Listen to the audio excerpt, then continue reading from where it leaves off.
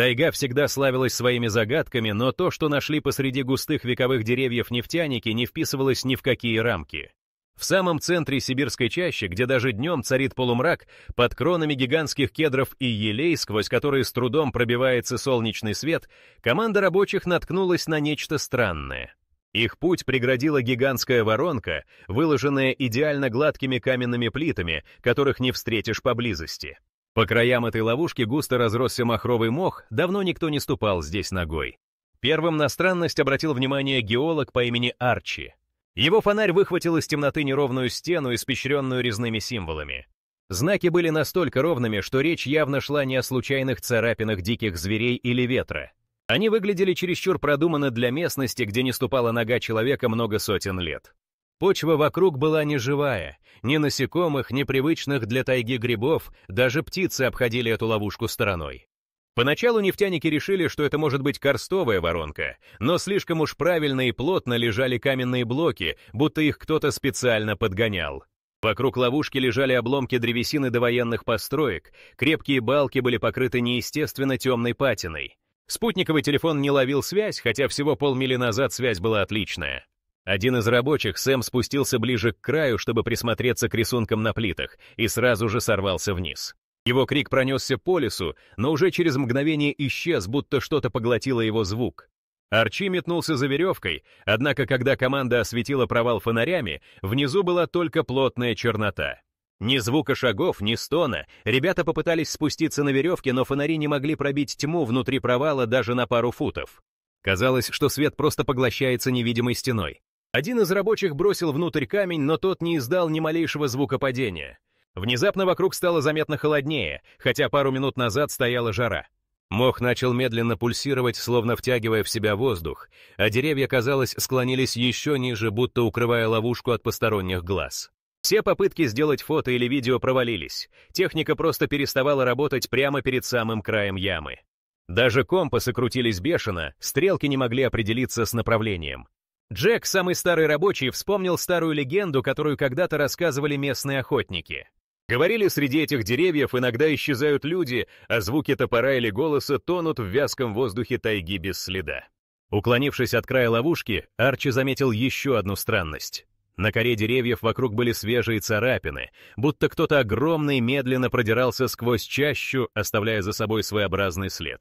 Ни одна из известных машин не могла пройти тут, а звери старались не приближаться. Земля вокруг была густо усеяна клочьями неизвестной шерсти, и слабый, еле уловимый запах жжения висел в воздухе. Команду охватил страх вперемешку с жаждой разгадать тайну. Они приняли решение временно окопаться в лагере неподалеку, чтобы исследовать ловушку днем, когда солнце все-таки пробивается сквозь густую листву. Однако за ночь случилось то, к чему не был готов ни один из них. Среди темных деревьев, неподалеку от загадочной ловушки, раздался глухой стук и странное рычание, будто что-то огромное и чуждое пробирается сквозь лес, нарушая вековой покой этого забытого богом места. То, что ждет их впереди, затмит даже эти первые жуткие находки, ведь уже на следующий день нефтяники сталкиваются с тем, что объяснить просто невозможно. Утро над лагерем нефтяников наступило неожиданно быстро, никто толком не спал. Каждый звук казался угрожающим, а густой туман, спустившийся в лес, только усиливал тревогу. С первых же минут команда заметила перемены. Все рюкзаки, оставленные у костра, были передвинуты к самому краю лагеря. Вещи будто кто-то тщательно перебирал, а потом сложил обратно, только уже в беспорядке. Фонарики, оставленные заряжаться, разрядились полностью. Радиостанции, еще вечером работавшие без сбоев, теперь только трещали и издавали шум, а батареи в телефонах вздулись и потекли. Пока остальные пытались привести в чувство технику, Арчи осмотрел место, где накануне исчез Сэм.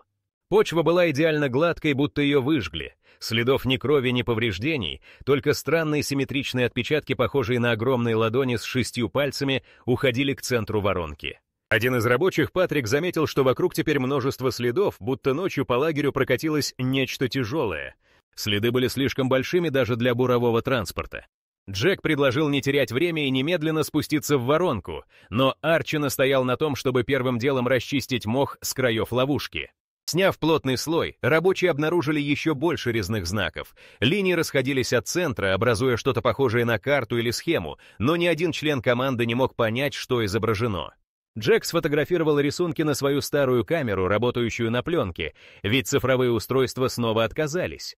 Проявлять пленку он собирался потом, если отсюда выберется. Тем временем Патрик услышал тихое бульканье со стороны болот, что тянулись к северу от лагеря. Он взял с собой двоих, и все трое двинулись посмотреть, что там происходит. На болоте они нашли огромный прогар среди густого мха, будто что-то горящее пронеслось по поверхности. В центре дыры клубилась странная вязкая жидкость, издающая запах гари вперемешку с металлом. Подойдя ближе, рабочие заметили в жиже отпечатки, нечеткие, но явно не принадлежавшие живым существам, известных людям. Жидкость не растворялась в воде, а всплывала пятнами, оставляя вокруг себя черный налет, похожий на нефть, только с металлическим оттенком. Когда Патрик хотел взять пробу, из болотной жижи вдруг поднялась длинная ветвистая тень. Трава зашевелилась, а мох будто начал отступать от центра болота.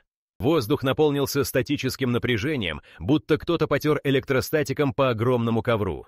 В тот же момент у всех троих разболелась голова, а во рту появился металлический привкус.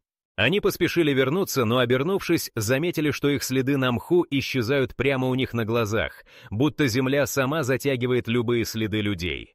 В лагере Арчи вместе с Джеком стояли у края ямы и обсуждали план действий. В этот момент из глубины провала донесся низкий, как бы вибрирующий звук. Он напоминал гул далекого двигателя, но в этой тайге не могло быть никаких машин. Через мгновение из черноты вылетел плотный клуб пара, влажного и вязкого, как будто кто-то внизу выливал кипяток на раскаленный металл. Нефтяники решили, что надо закрепить страховочные тросы и попытаться спуститься хотя бы на пару футов, чтобы понять глубину воронки. Все надели страховки, Арчи первым спустился на несколько футов вниз, но уже через 2 шага под ним оказался неестественно гладкий каменный свод. Стены были прохладны, покрыты тонкой пленкой какого-то маслянистого налета, а воздух был плотным, тяжелым и пах резкой химией. При попытке посветить вниз, луч фонаря выхватил только пустоту, свет будто растворялся невидимой стеной тумана. Арчи вынужден был подняться обратно. Пока рабочие обдумывали, как исследовать воронку дальше, вдруг рядом раздался оглушительный треск. Дерево на краю поляны рухнуло без причины, а верхушки других деревьев вокруг будто кто-то сбрасывал с высоты невидимой рукой. Мох вокруг ямы начал медленно пульсировать, словно синхронизируясь с вибрацией изнутри. Все бросились прочь, но отойти далеко они не успели. По земле побежали дрожащие тени, вырисовываясь странными узорами, будто кто-то рисует невидимым пером. Когда все стихло, рабочие заметили еще одну странную деталь. Все часы, что были у членов команды, остановились на одном и том же моменте. Неважно, были ли они электронными или механическими, а солнце между тем стояло в небе совсем не там, где должно быть в этот час. Время будто бы замерло. Команда осознала, что столкнулась с чем-то, что полностью выходит за рамки обычной науки и логики. Их находка оказалась не просто ловушкой или загадочной постройкой, а порталом к тайне, которую предстоит раскрыть. Но самым поразительным оказалось то, что следы, найденные на болотах утром, начали исчезать буквально на глазах, будто кто-то не хотел, чтобы секрет был раскрыт. Именно в этот момент Арчи заметил вдали свежие огромные отпечатки, ведущие вглубь тайги, к месту, куда, похоже, никто еще не добирался. Первые лучи солнца пробрались сквозь густую листву, когда Арчи, Джек и Патрик двинулись по еще влажному мху туда, где ночью послышались странные звуки. Туман стелился низко, запутываясь среди поваленных веток и густых зарослей болотной травы. В какой-то момент Арчи остановился. Прямо под ногами тянулся четкий отпечаток, будто огромная лапа вдавилась в мягкую землю. Он был больше, чем человеческая ступня, раза в 4. 6 длинных пальцев расходились веером, а между ними были видны тонкие перепонки, как у гигантской лягушки или неизвестного существа. Следы тянулись друг за другом, углубляясь в топь. Джек достал палку в рост человека, чтобы измерить длину отпечатка. Оказалось, что след простирается почти на весь 6 футов. Патрик быстро посчитал, что такой шаг мог бы сделать только кто-то весом не меньше, чем большая лошадь, но отпечаток был похож на человеческую ладонь, только искаженную и вытянутую.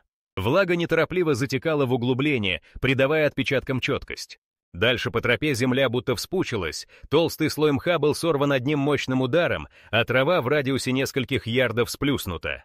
Рядом на коре ствола валежника тянулась длинная царапина, словно коготь в полдюйма шириной пропорол кору, не оставив остатков древесины. Ни один зверь в этой части тайги не оставлял таких следов. Ни медведь, ни росомаха не обладали похожими на человеческие руками лапами. Вскоре следы вывели троих на небольшое болотце. С поверхности поднимались пузыри, а по краям в мху были то тут, то там вдавлены такие же отпечатки. Некоторые почти срослись в дорожку, другие уходили в густую трясину. Неожиданно Патрик вскрикнул и указал на дерево у самой воды. На свежей, только что сломанной ветке осталась прядь странной шерсти. Волос был толщиной с леску, но плотный, с серо-стальным отливом. При прикосновении к нему пальцы будто покалывало, а если поднести к себе, появлялся слабый запах раскаленного железа. Джек попытался снять часть образца на нож, но тот тут же рассыпался на крошечные пыльные хлопья. Воздух у самой воды становился все суше, словно неподалеку пылал костер. Но никаких признаков открытого огня не было, только черная вязкая жижа, пузырящаяся в центре болотца. Патрик наклонился ближе и увидел, что в жижу будто вдавлен еще один след, но он был глубже прочих и по форме напоминал коготь. Вдруг из трясины раздался булькающий звук, пузырь большого размера лопнул у самого берега, разбрызгивая странную блестящую жидкость. Она растекалась пятном, но не смешивалась с водой. Арчи попытался зачерпнуть ее в пластиковую банку, но пластиковое донышко тут же оплавилось, будто кто-то провел по нему раскаленным металлом. В то же время на другом берегу прогремел короткий удар. Дерево глубоко вгрызлось в болотную жижу, и на нем остался еще один отпечаток. Похоже, существо, оставившее следы, все еще где-то рядом. Почва под ногами зашевелилась, будто в глубине прошел импульс.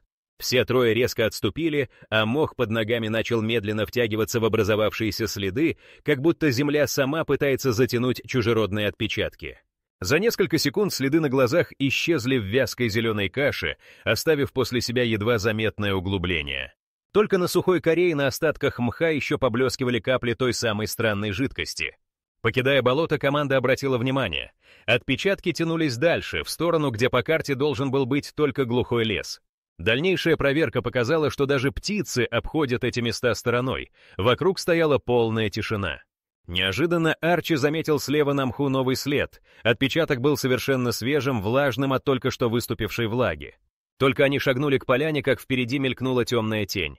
Все трое залегли в траву, стараясь не шуметь. На другом краю болота в разрыве густых кустов вырисовалась фигура, огромная и неестественно вытянутая. Она двигалась бесшумно, оставляя после себя исчезающие следы. Ни один из нефтяников не рискнул подойти ближе, но Патрик успел заметить. На спине у существа переливались остатки металлической жижи, а во тьме светились два тусклых отражения, словно глаза или датчики. Когда фигура скрылась, воздух стал намного свежее, а туман начал отступать. Следы исчезали буквально у них на глазах, будто невидимая рука стирала их с земли. Вернувшись в лагерь, Арчи зафиксировал на старой пленке часть следов в болотной жиже и кусочек странной шерсти. Команда понимала, что каждое их действие отслеживается чем-то, что не желает быть раскрытым, а следы, исчезающие буквально со скоростью дыхания, говорят о гораздо большей опасности. Однако новые события, что произошли после возвращения к лагерю, заставили нефтяников поверить, что загадка тайги только начинается, и впереди их ждет нечто гораздо более странное и опасное, чем отпечатки в болотах. Шагнув за край ловушки, нефтяники приготовились к самому трудному спуску в своей жизни. Арчи первым закрепил веревку и медленно начал опускаться вниз, за ним последовал Джек, третий шел Патрик. Туман густым слоем стелился по краям воронки, а воздух с каждой секундой становился тяжелее. Казалось, здесь нет ни одного движения ветра, только глухая тишина и едкий запах разогретой нефти. Спуск шел сложно. Стены были покрыты странным налетом, скользким, будто кто-то вылил сюда тонны машинного масла. На ощупь поверхность была неожиданно холодной, хотя снаружи стояло настоящее лето. Фонари практически не давали света, лучи просто растворялись в мутной пелене, не освещая пути даже на пару футов вперед. На глубине примерно 10 футов под ногами Арчи вдруг проскользнуло нечто плотное. Он поспешил ухватиться покрепче за веревку. Свет случайно выхватил внизу черную гладкую поверхность. Там, в самой толще воронки, раскинулось подземное озеро, поверхность которого тускло поблескивала, отражая редкий свет фонарей. Запах нефти был настолько крепким, что стало трудно дышать. Джек достал носовой платок, смочил водой и закрыл рот, чтобы не надышаться парами. Патрик достал длинный металлический щуп и осторожно опустил его в жидкость. Щуп медленно утонул, а когда он попробовал его вытащить, на конце застрял тягучий черный налет, похожий на смолу, в которой переливались странные серебряные вкрапления. При попытке стереть налет с щупа, тот начал плавиться прямо на глазах. Арчи попытался включить георадар, но прибор тут же начал моргать и выключился. Тогда он достал старый бумажный блокнот и попытался записать основные параметры ямы. В этот момент откуда-то снизу донеслось низкое вибрирующее гудение, не похожее ни на один механический звук, который они слышали раньше. Поверхность подземного озера чуть дрогнула, будто по нему прошла невидимая волна. Джек, осмотревшись, заметил, что по стенам воронки прямо над черной гладью тянутся странные каналы, как будто их вырезал гигантский резец. На дне одного из каналов блестело нечто металлическое. Он протянул к нему длинную палку, наконечник соскользнул, едва коснувшись блеснувшего предмета, и тут же задымился. В ту же секунду из маслянистой толщи с тихим хлюпаньем поднялся пузырь. Он лопнул, выпустив едкий пар, и сразу стала резко видна еще одна деталь. На поверхности озера всплыли какие-то фрагменты. Арчи быстро среагировал, с помощью крюка вытащил на свет небольшой кусок черного материала. Он был твердый, но покрытый сетью резных символов, таких же, как видели на плитах у входа. Патрик, рискуя, зачерпнул банкой слой жидкости чуть в стороне. Банка сразу покрылась изморозью изнутри, а жидкость внутри начала светиться бледным голубым светом. Он быстро закрыл банку плотной крышкой, и в этот момент вся стена напротив словно задрожала. Сквозь туман показались таинственные светящиеся линии, уходящие вглубь подземелья. Джек открыл блокнот, сделал набросок увиденного, но тут началась новая серия странностей. Вода медленно смещалась вдоль своего края, будто ее вело магнитное поле. Из темноты доносились отдаленные щелчки, как будто по камню стучали тысячи мелких механизмов. В одном из углов озера неожиданно показался купол, сгусток мерцания с отливом то ли серебра, то ли никеля. Всего на пару секунд он поднялся над поверхностью, после чего бесшумно опустился обратно, оставив вокруг себя круги темной жидкости. Арчи посветил фонарем на стену, пытаясь рассмотреть поближе символы, но свет снова поглотила черная тень. Зато в этот момент на секунду вспыхнули две желтые точки, словно чьи-то огромные глаза смотрели на них из самой глубины озера. Никто не осмелился произнести ни слова. Только через несколько секунд напряжение спало, и команда начала осторожно подниматься обратно к устью воронки, прихватив образцы. Выбравшись из ямы, нефтяники тут же спрятали находки в железный контейнер. Они не стали делиться увиденным с остальными членами бригады, слишком уж невообразимой показалась вся сцена. Но все трое были уверены, под густым слоем нефти скрывается не просто природный резервуар, а нечто гораздо большее, искусственное и что-то явно нечеловеческой природы.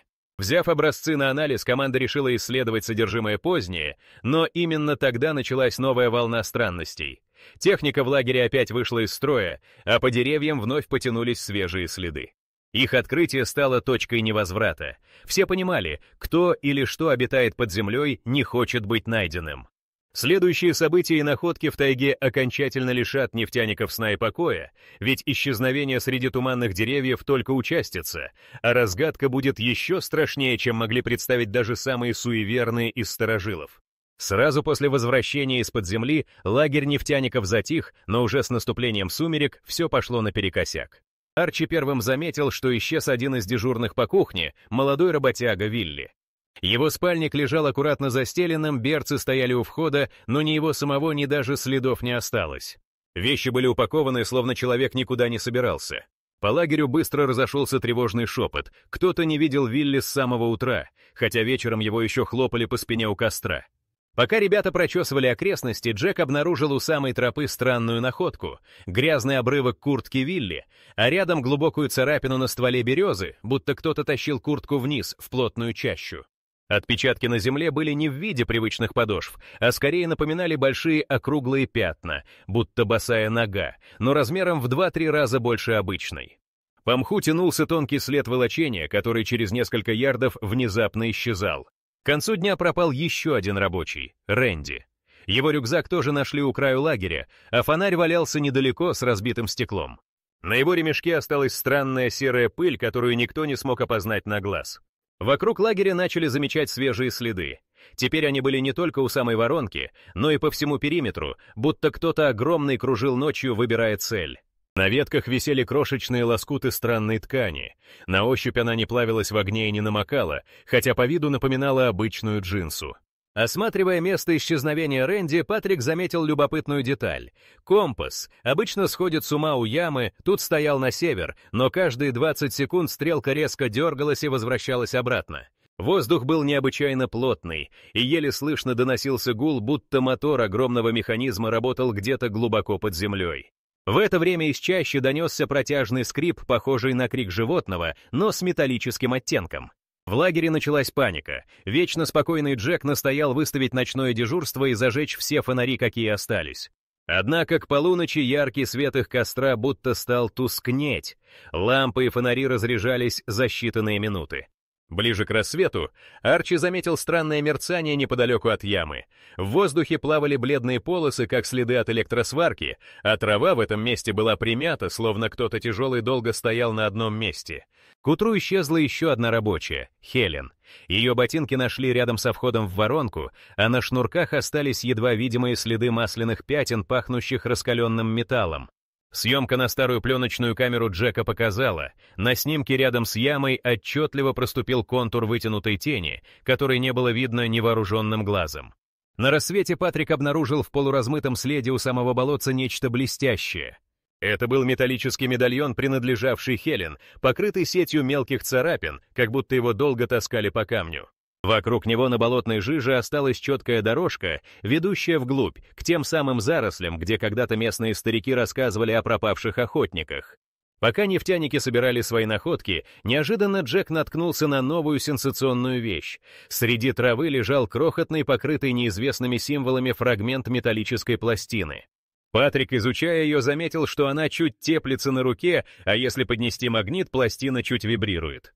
Арчи решительно решил взять образец в лагерь, но как только он убрал его в контейнер, по земле прошла дрожь, а внизу из воронки ударил резкий столб пара, словно кто-то включил невидимый котел. Тем временем из глубины леса донесся негромкий звук, будто кто-то стучит по камню тяжелой железкой. Патрик с Джеком отправились на разведку, прокладывая путь по старым следам. Через пару сотен ярдов в траве они нашли странный небольшой сверток. Внутри лежал старый дневник в кожаной обложке. Часть страниц была размыта влагой, но на некоторых можно было разобрать старые записи, датированные концом XIX века. В записях говорилось о таинственных огнях над болотом и о людях, которые исчезали здесь десятками. Еще одна находка потрясла Арчи. Позади лагеря, среди густого мха, он отыскал старую керосиновую лампу и фрагмент сапога, явно не фабричной работы. На внутренней стороне были выдавлены инициалы, неизвестные никому из команды. Похоже, эти предметы пролежали в земле десятки лет, но на коже не было следов гниения, а стекло лампы и вовсе выглядело новым и не мутнело. К вечеру весь лагерь был полон странных предметов и пропавших людей. Воздух стал сухим и горячим, будто в округе работала гигантская печь. Но самой жуткой находкой оказалась короткая запись радио. На одной из частот, где обычно не бывает сигналов, раздалось дрожащим голосом: «Они здесь! Не верьте своим глазам!» Радио сразу замолчало, а стрелка компаса опять зажила своей жизнью. Казалось, исчезновения не случайны, каждое утро лагерь становился все меньше. Но с каждой новой находкой команда становилась все ближе к разгадке. А когда Арчи поздним вечером увидел вдали сквозь туман слабую вспышку синего света и услышал странное жужжание, все вокруг словно замерло. Именно тогда нефтяники поняли, кто-то или что-то наблюдает за ними с самого начала путешествия. Следующий шаг приведет их к разгадке, о которой не принято рассказывать даже в самых мрачных охотничьих байках. В ночь, когда лагерь полностью затих, Арчи не сомкнул глаз. Все устройства окончательно вышли из строя, а вокруг ямы явно ощущалось какое-то электрическое напряжение. Джек, не выдержав, вышел наружу, и уже через минуту его крик позвал остальных. С краю поляны, в стороне от лагеря, в воздухе плавали едва заметные огоньки, узкие полосы, двигающиеся строго по кругу, словно управлялись невидимой рукой. Команда оцепенела, наблюдая, как полосы сходятся к центру ловушки, а потом внезапно исчезают, будто вырезаны из самой реальности. В этот момент Арчи заметил, как стрелка его старых наручных часов начала крутиться вспять. Рядом в тумане вспыхнула короткая синяя дуга, воздух наполнился щелчками, и тут же начал слышаться странный ритмичный сигнал, похожий на азбуку Морзе. Патрик схватил старый радиоприемник. На фоне гула леса прокатились отчетливые тройные импульсы. Они повторялись с точной периодичностью, а затем накладывались друг на друга, образуя последовательность вроде шифра. Джек попытался записать последовательность на бумаге. Получилось нечто крайне странное. Длинные полосы и точки складывались в узор, напоминающий символы на стенах воронки. Пока мужчины пытались сопоставить сигналы с незнакомыми знаками, Патрик заметил. По земле будто прокатился импульс, трава легла в одну сторону, а в центре ловушки взметнулся столб густого пара. В этот же момент ветер принес тонкий, едва слышимый голос. «Они уже рядом!» Звук донесся прямо из глубины ямы, повторяясь трижды, а после оборвался хлопком, будто где-то внизу что-то рухнуло. Тотчас же из-под земли пошел новый волновой сигнал, все лампы вспыхнули сразу, выдавая бледно-синий свет. Обрывки пластин, собранных в контейнер, начали еле заметно вибрировать, а по их краям зашевелились резные символы. Фрагмент черного камня, добытый из озера, начал источать тепло, несмотря на ночную прохладу. Когда Джек приложил к нему компас, стрелка описала полный круг и застыла ровно на северо-западе. Неожиданно один из рабочих, Том, который все это время молча наблюдал за событиями, воскликнул, что слышит звук за пределами поля. Все бросились за ним. За несколькими поваленными елями прямо на мшистом валуне лежал старый армейский передатчик, совершенно чужой современному лагерю. Он был покрыт налетом, но индикатор работал, а на дисплее мигали последовательности цифр и знаков. Том быстро подключил переносную батарею, и из динамика тотчас же послышался забитый на частоте сигнал. Послание повторялось несколько минут, после чего голос на чистом английском проговорил: «Точка входа открыта! Эвакуируйтесь немедленно!» Затем дикий скрежет и тишина. Арчи заметил, на экране старого передатчика высветилась карта, линии совпадали с разметкой, что ранее отыскали под мхом у ловушки. Все моменты исчезновения людей отмечались в точках, совпадающих с узорами на пластинах. Патрик начал сопоставлять звуковой сигнал с рисунками. Получилась цепочка, которая отчетливо вела от воронки через болото к старой сибирской реке, где когда-то проводили геологическую съемку еще в XIX веке. Джек вспомнил, что недалеко за болотом обнаруживали следы железа, никем не объясненные до сих пор. До рассвета оставалось меньше часа, когда в центре ловушки вспыхнула вспышка, и по небу пронесся разряд, словно молния, ударившая в землю со стороны реки. В этот момент все металлические предметы в лагере разогрелись, даже кольца на пальцах жгли кожу. По всей поляне пронесся странный гул, и в воздухе запахло озоном и металлом. В тот самый момент, когда все бросились к укрытию, электрический разряд осветил воронку полностью. В клубах пара прямо на краю ямы возникла силуэтная фигура, вытянутая с длинными руками и шестеренчатыми суставами. На спине светилось слабое голубое свечение, а по корпусу пробегали волны. Джек, схватив камеру, щелкнул затвором и тут же почувствовал, что из рук у него вырывают технику. Вспышка камеры исчезла, а сама техника просто расплавилась на глазах. Существо, возникшее у края, не делало ни одного движения. Казалось, оно сканирует лагерь. Арчи закричал, и в тот же момент фигура растворилась, оставив после себя только следящий взгляд двух бледно-янтарных глаз. Тут же все металлические предметы в лагере упали на землю с громким звоном, а по стенам ямы вновь забегали огоньки. Патрик не выдержал и, схватив радио, попытался поймать остатки сигнала. На фоне шума пронеслась фраза «Система активна, не приближаться». В этот момент вся команда, не сговариваясь, бросилась к выходу из лагеря. Джек был последним. Прямо на его глазах по небу пронесся шар синего огня, который, спустившись к самой земле, растворился за болотом, оставив после себя длинную цепочку светящихся отпечатков. Выбравшись из ямы, нефтяники наконец поняли, все странные сигналы были предупреждением. Точки, отмеченные на карте, символы и загадочные исчезновения — все было попыткой не только скрыть нечто могущественное под землей, но и предупредить любого, кто осмелится вторгнуться. Теперь уже никто не сомневался. Под слоем вековой тайги скрыта технология, не принадлежащая человеку, и все исчезновения, странности, резонирующие пластики и метки в лесу — всего лишь попытка неизвестной силы уберечь себя от чужого вмешательства. Последний сигнал прозвучал на рассвете, когда лагерь опустел. Вход закрывается. Не возвращайтесь. Тайга вновь стала тихой, но загадка ее глубин теперь никогда не даст покоя тем, кто выбрался наружу.